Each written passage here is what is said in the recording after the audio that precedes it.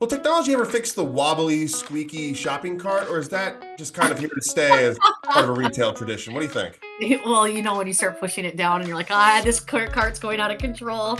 Um, Pretty soon there'll be like little robots that'll run around with us and carry our baskets or Something out of Star Wars. I don't know. yeah. Hello and welcome to Shelf Confidence, a podcast brought to you by the Pennsylvania Food Merchants Association that focuses on trends and innovations in the food and beverage industry.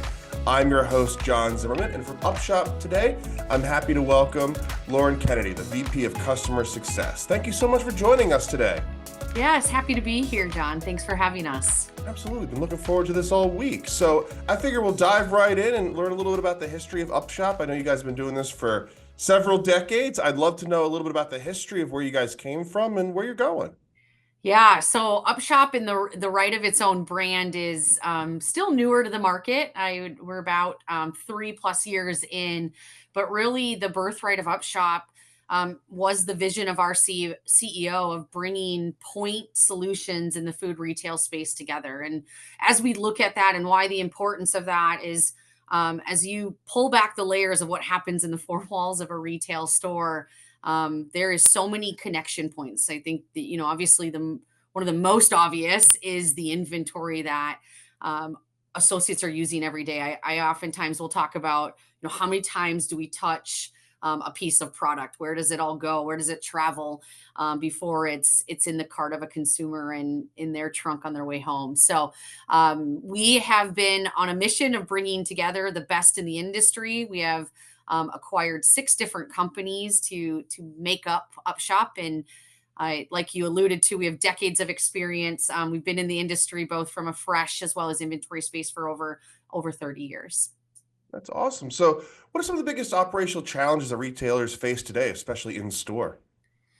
I love this question, and there's many different routes we could go with it. When you think of what are they up against from an operational lens, the most critical and the theme that never seems to go away is how do we do more with less.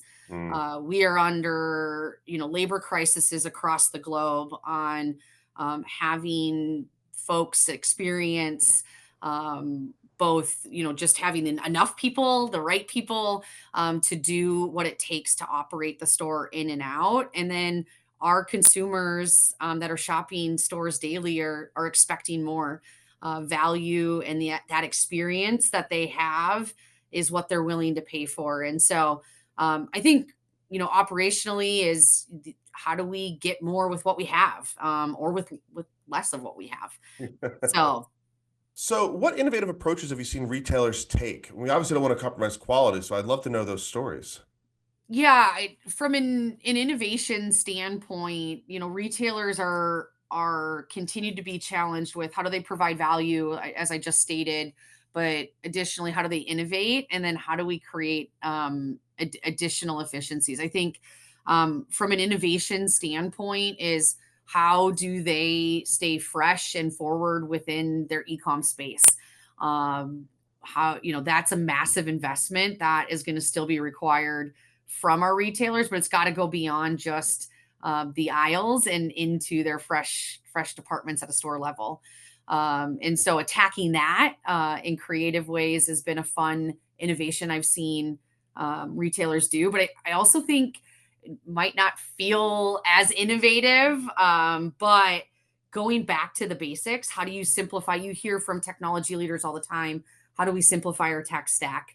How do we improve? And from an operational standpoint, how do you improve the efficiency? And I think going back to the basics there and looking at, we've got all this data that sits out there. How does that data in return drive action at all levels, at all personas, versus just inform us? And being able to take that action, we're able to improve a workflow, and evaluate what was an operational best practice, and hopefully improve on that. Oh, awesome. So how are retailers rethinking waste management and inventory systems?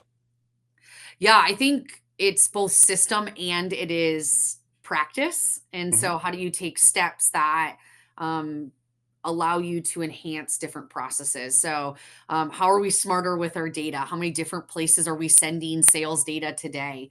And how does it educate a decision that might need to be made from a forecasting standpoint? Waste all starts with what you bring into the building at the end of the day. And so, how do we get tighter in controlling that inventory through better forecasts? And so, I've seen retailers that really hone in on that and go to places where maybe manual ordering is still happening. And then, how do we improve that workflow? And when you pull it together, you get a next level experience. And so, think of let's break it down to cut fruit that you see in stores all the time, right? There's Sure. a significant amount of waste that can happen, short shelf life. Well, you take our strawberries as an example. We're selling it on the shelf. We're cutting it for four different sizes of, potentially cut or prepared fruit that you're selling off the shelf. You may be utilizing it in salads in your salad bar or salad and fruit bar. You may be utilizing it in a cake.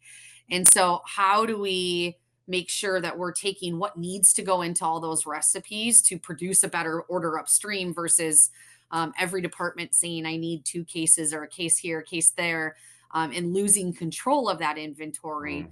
But even better, how do we improve? Let's go to wasted task and say, how do we improve that experience? How does one person cut all the strawberries for all the departments and distribute it from there versus having 7 different people or associates throughout the day cut it for when they need it? And so there's opportunity to look at it both from a workflow task component, but also how do we ensure we bring in the right inventory. And so I find that exciting. That is, Yes.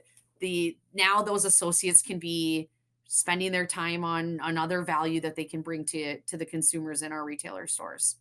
There's a real ripple effect there, right? Like the waste and the time going with that, with the forecasting. I'd love to pull that thread a little bit more about how that interacts a little bit, because obviously this impacts like what you purchase and to your point, the forecasting.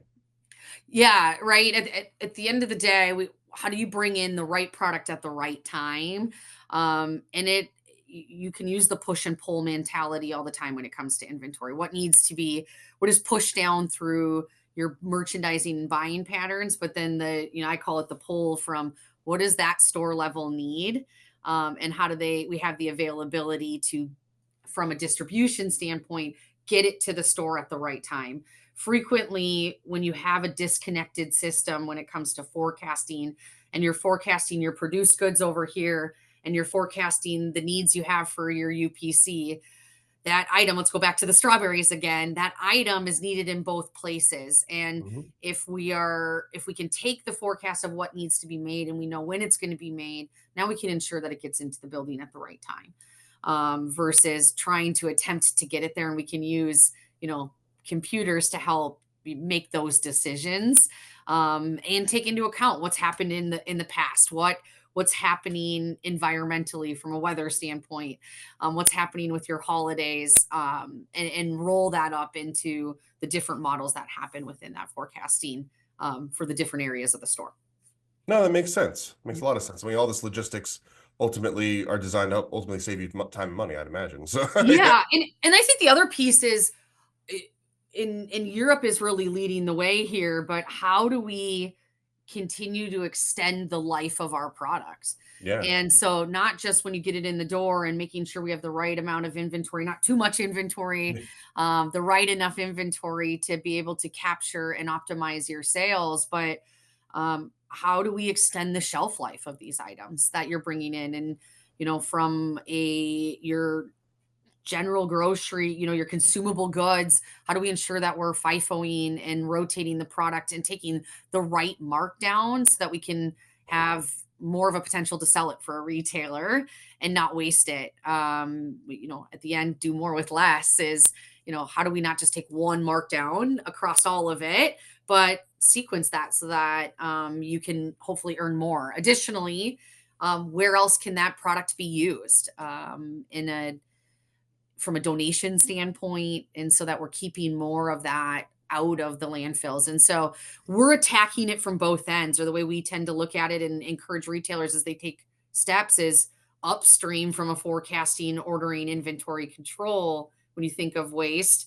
How do we make sure those decisions are right in the store? How do we optimize the tasks that the associates are doing from a workflow standpoint? And then how do we go longer with the product and keep it out of the waste bins, and sustain, globally, provide that food elsewhere if it's a donation that we can make. So we're talking about a lot of technology here, right? Yeah. And a lot of our members, we run the gamut. We have big operators, we have small operators. Some of our operators have 5 generations working in the same store. So how do you manage this when you have maybe different staff at different levels technologically? Like I'm a millennial. I obviously can jump right in and watch a YouTube video. I'm good to go, but not everybody's like me. So how are you navigating that space with perhaps some other operators that may not be as technically savvy, perhaps? Yeah, I think what I would start with is from a technology standpoint, we offer flexibility, right? The ability for when I think of a small retailer, um, they might not have as large of a technology shop as the next, and so how do we help create a single platform or a single experience for the associate so they have one place to go? I think you said it right on the nose. Like you can get on your phone and watch a YouTube video and go. How do we empower it and ensure that from an associate standpoint, we keep the user at the front end of everything we do? That experience is something that's intuitive, that's easy to follow, that has direction when it needs direction, but most importantly, I know I've are becoming a little bit of a broken record when it comes to workflow and task, but how do we make sure we put the meaningful action or tasks that we need to do in front of the associate that's in front of that's utilizing it at that time? You bring up another really fun point. It is for the first time in our history that we have 5 generations working together, and that applies to many different places. But when you look at a retail store, you're right. What's important and what's needed for that person looks different. I think when it comes to adoption and driving the usage of technology for retailers, it all starts with communication and helping identify the why. We have a retail partner that is a partner in many different aspects, but when they rolled out our expiry management system and tool, it was they had some surprising ahas of why was it important, and what it was important to the associate was different than what it was to the store manager. And Yep. um, they didn't realize in the moment, or when they first went after it, the impact. But as they were asking questions and through surveys and communication, they quickly found out the store manager said, more than ever, I have more confidence that I have fresh quality product for my consumers. And that means a ton to me as the leader of this store. And so going back to why they do it is important. And so I think it's a balance of how do we make sure it's easy to use, Yep, that's but important. then there's a responsibility to all retailers, no matter the size, to attach the why. And we continue to want to work towards providing the information that shows their impact. You hear in technology gamification. Mm. How do we make it a game? Or how do we make sure they understand by doing this action over time, they've saved this amount of product. We donated this much versus wasting it. Obviously we're talking about all the different operators, but with the smaller operators, I imagine that, they're looking at this and saying there's a lot of stuff here. So like where would somebody start maybe on a smaller scale so that they're not reinventing the whole operation a little bit? Is there a way to streamline this? Where's a good step one on something like this? Yeah, it is building blocks at the Sure. the end of the day, and so we really try to stay connected with the partner on what are their priorities and what are they going after. It seems simple and maybe less exciting for all, but the criticality of your inventory management and ordering is a building block to what you're able to do. And so how do we start there and expand is one avenue to take. I think the other place that oftentimes gets overlooked, especially in the fresh space, is the power of recipes. Mm. We have a very comprehensive experience when it comes to recipe management, but I like to call it the Chick-fil-A sauce of what you can do, in that it feeds what you need for your labels. It feeds how to make the product. It feeds the cost of those items. It feeds what you need to order from an ingredient standpoint. So, whether we use the building blocks or the ripple effect analogy, is these start to stack very, very easy. And so, depending on where you're starting, we work with the retailers based on what's best for them. But if I had to advocate for one, I would say don't underestimate the power of your inventory in the stores, because it it compounds fast. You have a lot of money tied up. The two biggest places we have money tied up at retailers have money tied up is labor and inventory.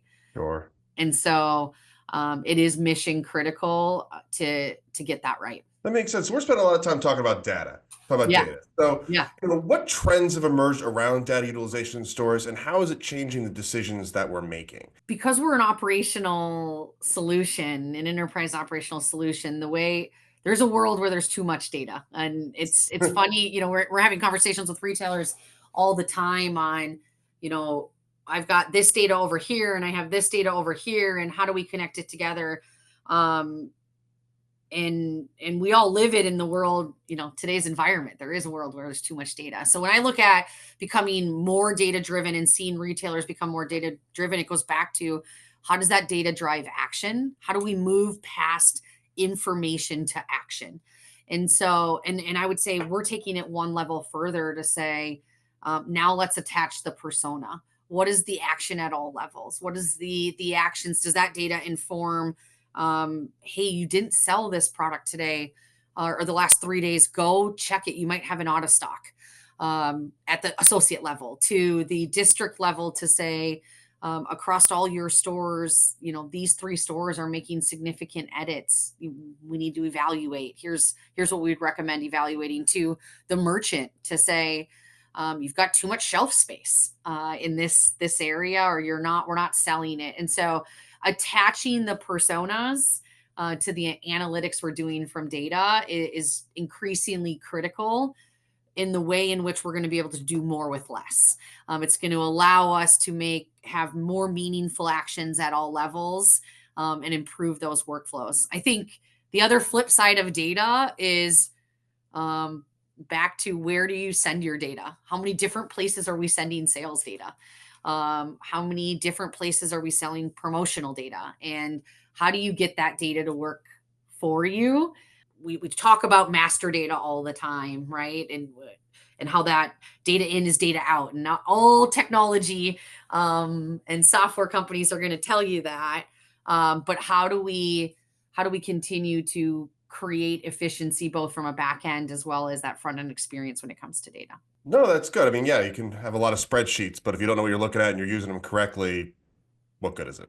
You Yeah. know? Yeah. So we're talking a lot about the relationship here, a little bit tangentially, about between the associate and management here a little bit. I'm curious, like, obviously that collaboration between those levels are super critical. So, what are the biggest barriers to achieving these types of systems and solutions? And what do you think the industry is doing? This is a bit of a zoom out question, but what do you think the industry is doing to address them?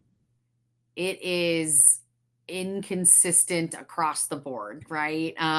Okay. We frequently talk about, three-legged stools, like, who are your critical parties to make it successful? And you kind of, to answer with what you even asked me, is the criticality of the connection point of each. I think you'll hear us talk a lot about the power of the associate, and how do we make the associate the hero. And so if all teams and parties in the retail space can continue to flip that script, spend time in the stores, see the impact of the decisions they're making, I think it's going to help accelerate everybody. But none of these can't be technology products or merchandising projects, or just operational projects, because that disconnection it'll fall, right? Because one is making one decision.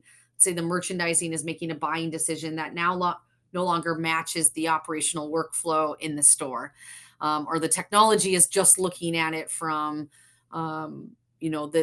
the security of their architecture and how it matches together. And so the success relies in everybody showing up to the table. I'd say more stools, more seats.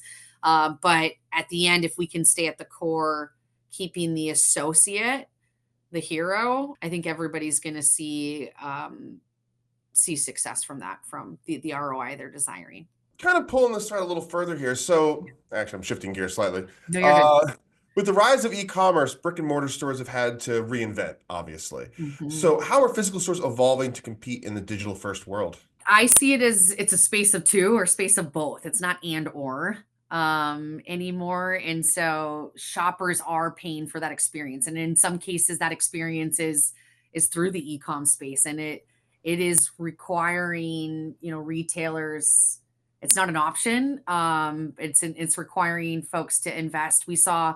We're seeing it all over. When I go to pick up my groceries, I can get a hot coffee at the same time, or I go to pick up my groceries and I can get a rotisserie chicken ready warm at that time. How do we ensure that at 6:30 when I go pick it up, there's one available for me? And so that requires, it's two angles. How to, from in an e-com space, they continue to add to the basket, and expand that basket from a fresh component. It requires in-store operations to be tighter and smarter to ensure we're doing the right things at the right time. But then additionally, folks are still going into stores, so when I say a both, it's not I'm only an e-com shopper or I'm only an in-store shopper. Is how do we mend the two? Not only do they get that same experience, but um, Costco just shared their earnings, and we saw the growth in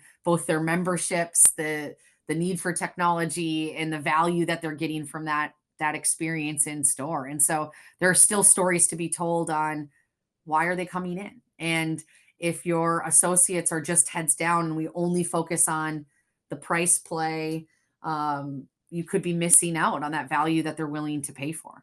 With consumer shopping behavior shifting all the time, how can retailers improve their responsiveness while avoiding issues like overstocking and waste? Two things quickly come to mind. Consistency is critical. Y- we're all going after the market share, but just as equal, how do you not lose it Sure. in the attempt to try new things? Or so the consistency is critical in operational practices, best practices. How do you create an easy to use practice, or have those tools for your associates help with that consistency?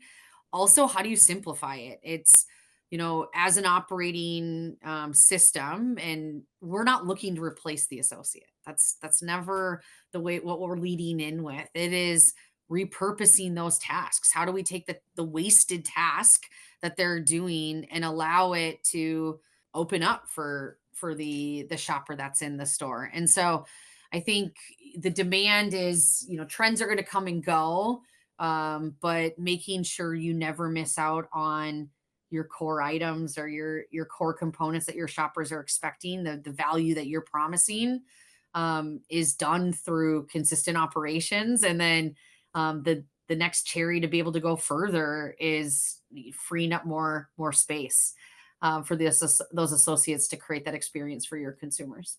Retail technology has come a long way in improving store operations. Will technology ever fix the wobbly, squeaky shopping cart, or is that just kind of here to stay as part of a retail tradition? What do you think?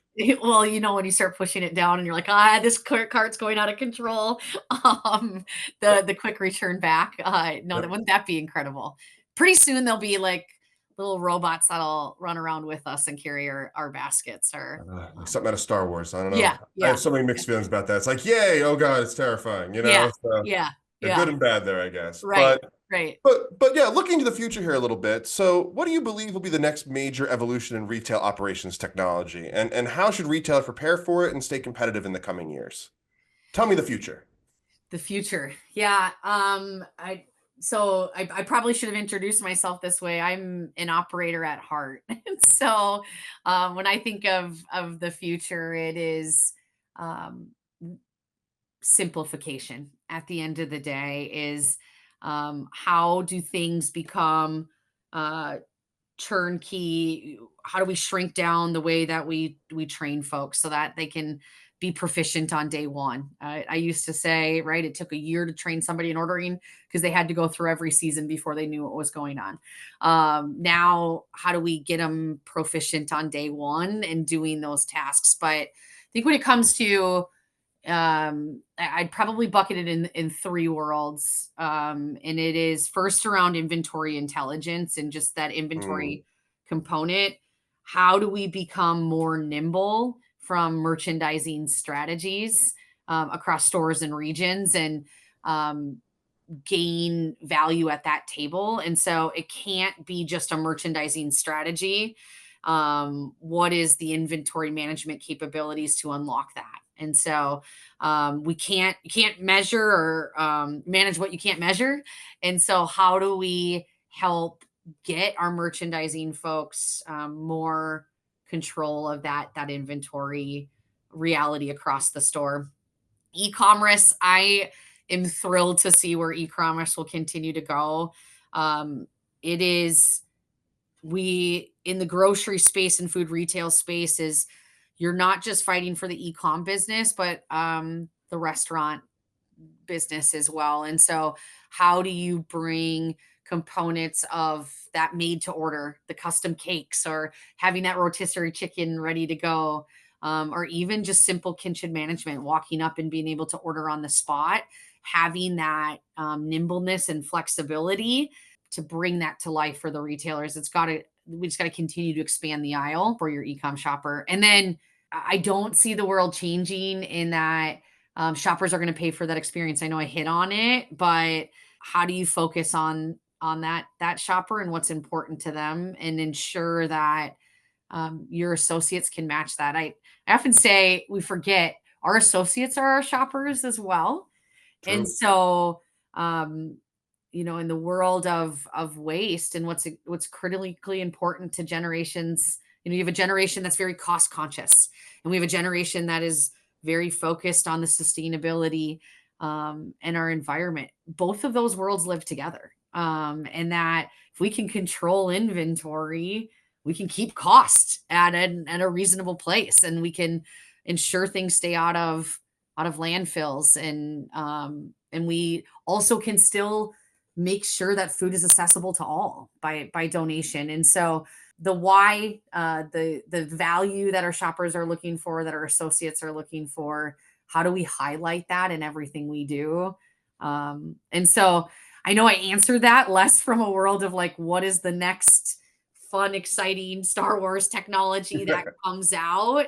That's going to still come, but the the core of when you look at operations, the technology is the enabler. We talk about what are we solving for. The how becomes the technology at the end of the day. I have one last little curve question to ask. Curveball Oh, question here to bring it ask on. you. So we hear this in the media all the time. Everyone talk about machine learning and artificial intelligence. I'm curious how that's going to play a role with any of these inventory systems or products that you offer in the future. Yeah, it is core to what we do from a forecasting standpoint. It's table stakes. It becomes why you're great. I'm excited to see that move into the space of task Mm, or action. Right? How do we start to utilize that to help educate those actionable tasks that somebody in the store might need to do? We have this massive amount of data. We've nailed forecasting and making decisions from what you should bring into a store or how much you should make and when you should make it. How do we help use it from guiding the things we have people do? Is is where I get excited on what potentially is possible there. that's awesome. Maybe that AI can fix the squeaky wheel. We'll have to figure that out. Yeah, how But frequently should yeah, you check wheels? Like maybe that is what it'll tell you. the future is now. Yeah. So awesome. Well, this has been a great conversation on the show today from UpShop. We had Lauren Kennedy, VP of Customer Success. We really appreciate you taking the time to talk with us. Thank you so much. Absolutely. It was fun. Thank you. Absolutely. So if you're interested in learning more about UpShop and its products, visit online at upshop.com. Thank you for tuning in to Shelf Confidence. If you enjoyed today's episode, please smash that subscribe button, like and share, and review us on Apple Podcasts, Spotify, wherever you get your podcasts. Until next time, I'm John Zimmerman, and this is Shelf Confidence.